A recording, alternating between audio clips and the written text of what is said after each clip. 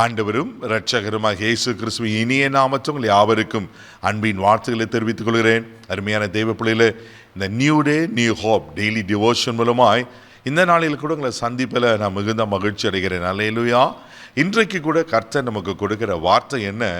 ஏசாயா தீர்க்கதரிசன புஸ்தகம் 55ஆம் அதிகாரம் 11வது வசனம் கூட வாசிக்க கேட்போம். அப்படியே என் வாயிலிருந்து புறப்படும் வசனமும் இருக்கும், அது வெறுமையாய் என்னிடத்துக்கு திரும்பாமல் அது நான் விரும்புகிறதை செய்து நான் அதை அனுப்பின காரியம் ஆக்கும்படி வாய்க்கும். பாருங்க, இங்க ஏசாயா தீர்க்கதரிசி மூலமாய் இங்க ஆவியானவர் எவ்வளவு அழகா இங்க எழுதி வைத்திருக்கிறார். இங்க சொல்லப்பட்டிருக்கு, நான் அதை அனுப்பின காரியம் ஆகும்படி வாய்க்கும். அல்லேலூயா.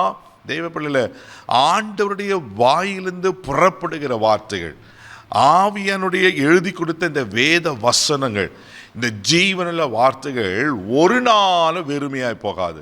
இங்க சொல்றாரு, நான் அனுப்பின காரியத்தை வாய்க்கும்படி செய்யுமா. ஆமென். ரொம்ப அழகா இருக்குது. என் வாயிலிருந்து புறப்பட்ட வசனம் இருக்கும், அது வெறுமையாயின் இடத்தில் திரும்பாமல் நான் விரும்புகிறதை செய்து. அல்லேலூயா. ஆமென். நான் அதை அனுப்பின காரியமாகும்படி செய்யும் என்று ஆண்டவர் சொல்லுகிறார். அதுக்கு ஒரு உதாரணத்தையும் ஆண்டவர், ஒரு ஓமையை ஆண்டவர் சொல்றாரு. அதை ஏசாயா தீர்க்கதரிசன புஸ்தகம் 55ஆம் அதிகாரம் 10வது வசனத்தை கூட நம்ம வாசிக்க கேட்போம். மாரியும் உறைந்த மழையும் வானத்திலிருந்து இறங்கி அவ்விடத்திற்கு திரும்பாமல் பூமியை நனைத்து அதில் முளை கிளம்பி விளையும்படி செய்து விதைக்கிறவனுக்கு விதையும் புசிக்கிறவனுக்கு ஆகாரத்தையும் கொடுக்கிறது எப்படியோ. அல்லேலூயா. பாருங்க, எவ்வளவு அழகான ஒரு கம்பாரிசன் பாருங்க.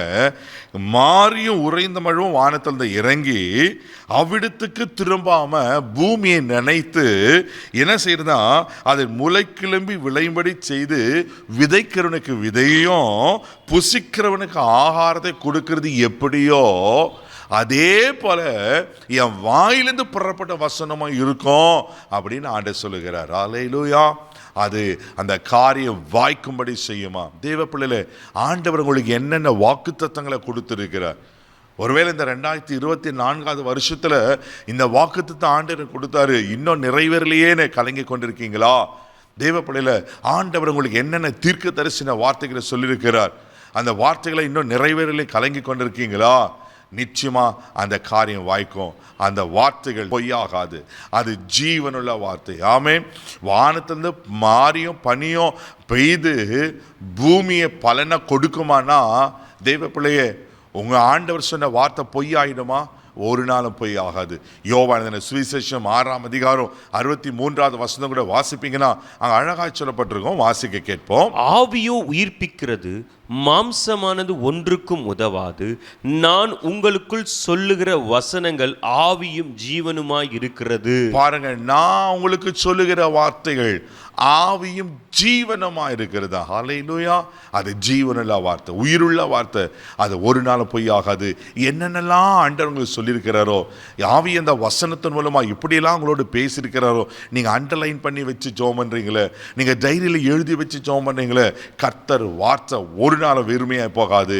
அதை சொன்னதை அவர் நிறைவேற்றுவார். அந்த காரியங்கள் வாய்க்கும். விசுவாசமா இருங்க, தைரியமா இருங்க. ஆண்டவர் நிச்சயமா அது செய்து முடிப்பார். இந்த நம்புறீங்களா அதே பிள்ளையில? இதை நம்புங்க. ஆண்டவர் சொன்ன வார்த்தைகள் உங்கள் வாழ்க்கையில் 100% நிறைவேறும். வேதத்தில் எத்தனையோ சம்பவங்களை பார்க்கலாம். யாருக்கெல்லாம் ஆண்டவர் வார்த்தை அனுப்பினாரோ அதெல்லாம் நிறைவேற்றிருக்கிறார். உங்களுக்கு நிறைவேற்றுவார். கண்களை மூடி நாம் செபிக்கலாம். அன்பு தகப்பனே, இந்த நல்ல வழிக்காய் உமக்கு நன்றி சொல்லி துதிக்கிறோம். ஸ்தோத்திரம் ஆண்டவரே. அப்பா உமக்கு ஸ்தோத்திரம். ஆமென். என்ற அந்த மழை எப்படி பூமியை நனைத்து ஆண்டவரே விதைக்கிறனுக்கு விதையும் புசிக்கிறனுக்கு ஆகாரத்தை கொடுக்கிறதோ, ஆண்டவரே என் வார்த்தையும் அப்படியே இருக்கும் நீங்க சொல்லியிருக்கீங்கப்பா. யாருக்கு என்னென்ன வார்த்தைகளை நீங்க கொடுத்திருக்கிறீங்களோ, வாக்குத்தத்தங்களை கொடுத்திருக்கீங்களோ, இயேசுவின் நாமத்தில் இந்த நாளில் அதை நிறைவேறுவதாக. ஆவியாய் ஜீவனமா இருக்கிற வார்த்தை வெளிப்பட்டுட்டாங்க ஆண்டவரே, அது உயிர்ப்பிக்கட்டும். இதில் ஆசீர்வதிங்க. நீங்க சொன்னதை செய்கிற கர்த்தர் ஆண்டவரே, நீங்க சொல்லியும் செய்யாதிருப்பீரோ என்று வேதத்தில் வாசிக்கிறோமே. நீங்க சொன்னது தான் ஆசீர்வதியும் கனப்படுத்தும். இந்த நாள் முழுவதும் கரம்பிடித்து நடத்தும். இயேசுவின் மூலம் மக்களும் பிதாவே, ஆமென். அவர் உங்களுக்கு சொல்லியிருக்கிறார். தைரியமா போங்க. God bless you.